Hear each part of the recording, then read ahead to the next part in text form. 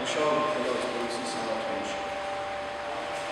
როდესაც მივხვდი, რომ პოლიცია იქცა პოლიტიკური შეფეთების შესრულებლად და მთლიანად მოექცა ნაციონალური მოძრაობის გავლენის ქვეშ, რომ ჩვენ კანონის განსხვავებული არა, კანონისა და უსამართლობის უსიტყვო შესრულებლები დავით გადავწყვიტე გადაგებინა სამსახურში.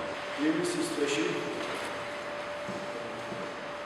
სამხარეო სამმართველოში შეიცვალა ხელმძღვანელობა, მოვიდნენ ძალიან არაპროფესიონალური კადრები,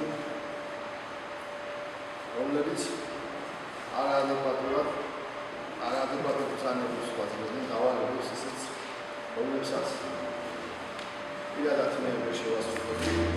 ამ დავალებებში გულისხმობთ პოლიტიკური მიზნით ეზოთ ქართული ოცნების წევრების პოლიტიკური მიშნებას და ზეწოლას მასა. ჩემთან ერთად ხელოვნების პოლიციის იდეებიდან გამოვიდა დაახლოებით 5 პოლიციის თანამშრომელი.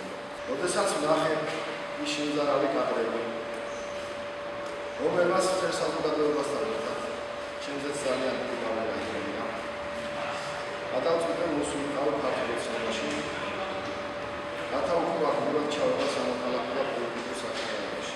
მინდა მოვუწოდო ჩემს მეგობრებს, ჩემს ყოფილ კოლეგებს, რომლად მოეგეთ გონს,